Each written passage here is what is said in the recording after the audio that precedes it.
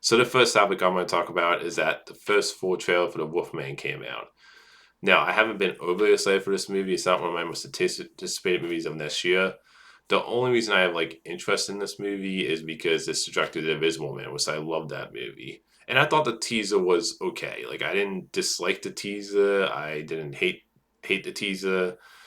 I'm still not a fan of the Wolfman design that was released. And it looks like when you watch this full trailer, it looks like it is going to be a design where it looks kind of more like a disease and less like a creaser. I'm not a fan of the like how the Wolfman looks, but it looks like from the shots in this trailer that will be the look. But when it comes to this actual trailer, I thought this was a good, solid trailer. It did make me a little bit excited for this movie. I think it looks like it could be a really good horror, tense, serious movie.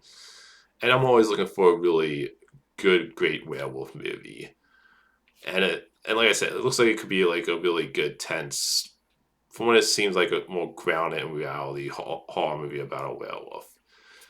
Again, still not a fan of the design, but this trailer did a job for me personally. So I am a little bit excited for the Wolfman movie based on that. This was I thought a very good, solid the first full trailer look at this movie.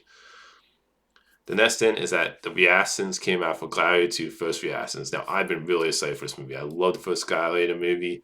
I'm a big fan of Ridley Scott. And the reaction sounds like this is the best Ridley Scott movie in a couple of years. And look, Ridley Scott has definitely had some misses lately. I did love The Martian, and I love The Last Duel. But he's had more misses than hits lately. Like Napoleon, I did not like. But he's still one of the best directors, in my opinion. And it sounds like the first reaction is saying this is a great legacy sequel, that the lead actor, he's playing the Empire nephew. He's playing the character of that kid that was in the first movie. It sounds like he's really good. It sounds like Denzel Washington is a scene stealer, so I'm not surprised by that. He's a fantastic actor.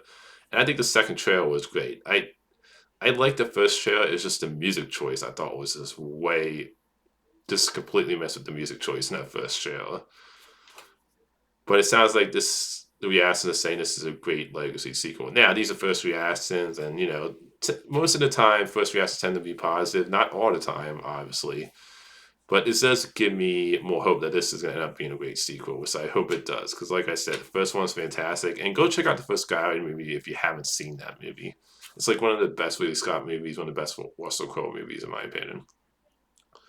The next thing is so the report is saying that the Humble Golem is only going to be actually one movie. So apparently, what Emma Cohen said was it was miscommunicated what he said, and it sounds like there's another Lord of the Rings movie in development. I'm not sure if this report is true or not, but it sounds like the Humble Golem is only going to be one movie. Which I think that makes more sense because you look at the Hobbit movies. That was an example of a movies that should have only been two that they stretched it out to three and it didn't need to be three movies. And I feel like with the Golem story, with his backstory, I don't feel like we need two movies to tell that story.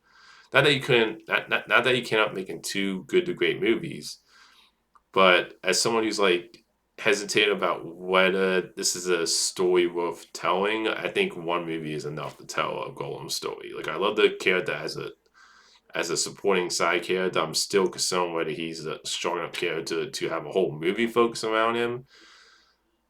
But I do think it makes much more sense to like have this be one movie and not try to stress out Golem's backstory into two movies.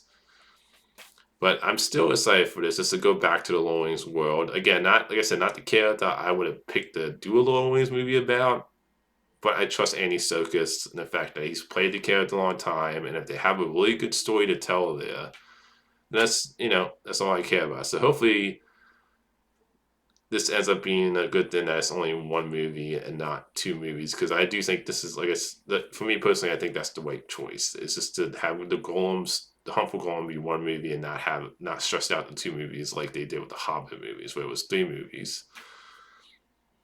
The next thing I want to talk about is there was a trailer put out for this new werewolf movie called Werewolves, which I think this just looks like a fun, slocky movie. Now, could this end up being really cheesy and bad? Yeah, like I like the design of the werewolf in the movie. Like you see quick glimpses of it, and it basically, from what I read online, people behind who made the movie says basically if you they kind of like took Purrs and combined that with the idea of a werewolf movie, which I could see that. So I think this overall trailer was just very fun. It looks slocky. It looks, yeah, it could have been silly, but I'm always down for like an entertaining werewolf movie as a horror fan. So overall, I thought this does make me excited for this movie, and this is a movie I'm gonna check out. The next thing is the Ballerina trailer. It came out with. I think this looks fantastic. I love the John Wick movies. And I know this takes place after John Wick 3, but before John Wick 4. And obviously, you see Keanu Reeves is in the movie. And I just think this trailer was great. Like, I was always really interested in exploring kind of the ballerina stuff we saw, I believe, in John Wick 3, where you saw like a glimpse of the ballerina. Like, there was a scene and you see the ballerinas there. And I was always interested in seeing more that explore because it seemed like John Wick learned some stuff from there. And the main actress was in, I believe, the James Bond movie No Time to Kill. Where she played a Bond girl for. From what I heard, she wasn't in the movie too much, but she played one of the Bond girls in that movie, and she was in the movie Gray Man. I'm forgetting the name of the actress, but I'm a fan of hers, the main actress for the Ballerina movie, and I think overall this just looks like it has a great accent from the John Wick movies. The story has me really intrigued. It looks like it could be a good revenge story, so I'm definitely excited for the Ballerina. The next topic, the last one I'm going to talk about is Joker 2 has made 191 so far based on a 200 budget.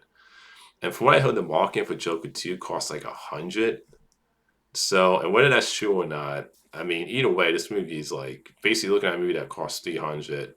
And even if the marketing budget wasn't just 100, it still cost over 200. And this movie, I think, had like the worst comic book drop off in a second week where it took like 80% drop off. And look, whether you like this Joker sequel, or love it or hate it, this movie just is not clearly working for a lot of people, and it's doing horrible at the box office. And I'm not surprised. I saw it at advanced screening for a couple of friends, and look, every movie has its defenders. But for me personally, Joker 2 felt like the execution was done poorly. And it's a movie that to me just didn't, for me personally, didn't click. I will be putting my review for that movie because I know I'm late on that. But I'm not surprised this movie is just failing at the box office. This movie just clearly isn't clicking for people. And sometimes when you take a swing, that's I can admire a director taking a swing, but the execution doesn't mean it's always going to work. And I know for me personally, Joker 2 just didn't work execution wise. So I'm not surprised this movie is just failing at the box office. So that's my thoughts on all the movie topics today. Until next time, movie fans.